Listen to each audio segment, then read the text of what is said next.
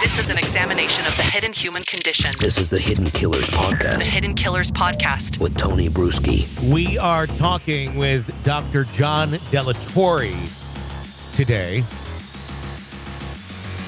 Talking about what exactly surprises someone like John in a case like Lori Vallow Daybell. He's a licensed psychologist. ResolutionFCS.com is his website. John, I got to ask you that very question. In a case like this with Lori Daybell, are you ever surprised by what comes out in trial? Well, I think generally there have been times when testimony is given and then I hear something that I was completely not expecting to hear. But when it comes to the Daybell specifically, I don't know that there's been any revelation that I hadn't maybe anticipated would be coming. Like, to me, everything has seemed relatively consistent with what I know of Lori and Chad Daybell in terms of who they are as people and the relationships that they have with other people. I don't know. I mean, yeah, it's always weird to hear stuff, but I don't know that anything has really jumped out at me and said, can you believe this happened? I'm like, yeah, I absolutely can believe that's how that went down.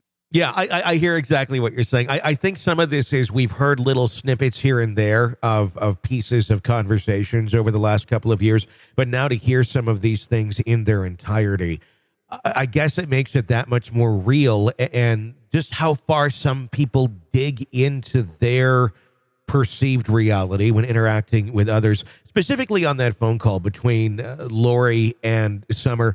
What's your take on that? I mean, it was creepy. It was disturbing. Just the way and the ability that Lori had to carry on with that conversation as her loved one, her sister, begs and pleads for her to come to reality and understand what's going on.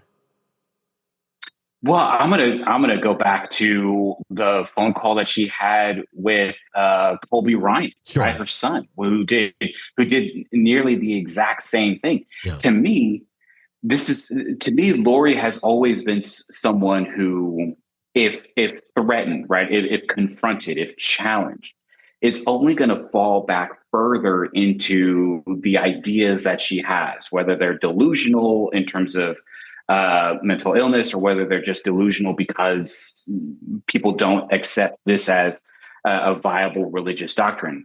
Whenever she's challenged, she'll only fall back into it. You cannot snap her back into reality because her reality is filled with light and dark and zombies and, bodies needing to be burned or bound in order to be, I think what people are really, what I think court watchers are watching now, and family members and friends who have either fallen victim into the coercive techniques that both Lori and Chad have, or have been trying to pull them out of these kinds of things. I think what we're all seeing is that this isn't necessarily faked, right? There are some things that are probably more exaggerated than others, but I do think Lori has fallen into some of these traps where she has no idea, where she has no way out other than to believe them. And it's hard, I think, for a logical person to see. And I think that's where the desperation comes in with Summer and Colby and trying to pull her out. But the reality is that she's so far deep, there was never going to be a time to pull her out. And I understand that, and I totally agree. What I wonder about with some of the more detailed evidence that's come out in the last week, specifically some of the data on purchases and various items and looking up certain things like life insurance policies on children.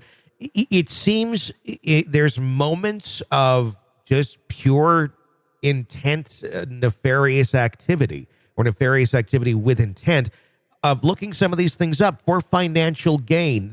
Some of those moments or movements on their part don't necessarily seem to be that of someone who believes their children are zombies. It seems to be someone who wants to profit off of their death. And the immediate response is, well, how do we get some money out of this? How do we do this or that?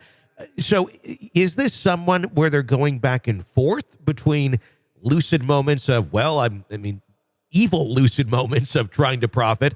And then at the same time, a moment later, they're zombies. This had to happen because of whatever religious beliefs they're carrying. I think that is certainly one interpretation, that a person can vacillate between these moments in which they are, we'll call this evil lucidity, versus someone who is still wrapped up with delusional thinking. But my challenge to that is, why do the two things have to be separate? Is it possible for someone to be completely delusional, but act in their own best interest, but engage in behaviors that would make it so that they somehow benefit from engaging in a problematic behavior? Yeah. And I think most times people do that. People are enraptured with a delusional thought, but still find ways of engaging in a criminal act or what someone can see as a rational act, like, getting money. It's one of those things where people still need money. And whether they believe the apocalypse is coming and children are they're zombies, or they're simply trying to conspire in order to live a free life without the trappings of children, either way, people need money, and people find ways in which to get that money, and they have to justify doing so, particularly if it's they're going to harm someone. They have to justify it. So I think in some ways, yes, they're trying to set it up where they're going to get money, but the justification is, the children are zombies now, so it's not like we're doing anything. This is an examination of the hidden human condition. This is the Hidden Killers Podcast With Tony Bruschi. John Delatorre, psychologist, thank you so much for weighing in and giving us some of your insight onto a case that none of us seem to be able to make a whole lot of sense out of. If you guys like the podcast, be sure to press subscribe wherever you download podcasts. You don't miss any breaking updates and discussions on the cases we're following for you. You can get an ad-free experience through Apple Podcasts right now. I'm Tony Bruschi. Stay with us.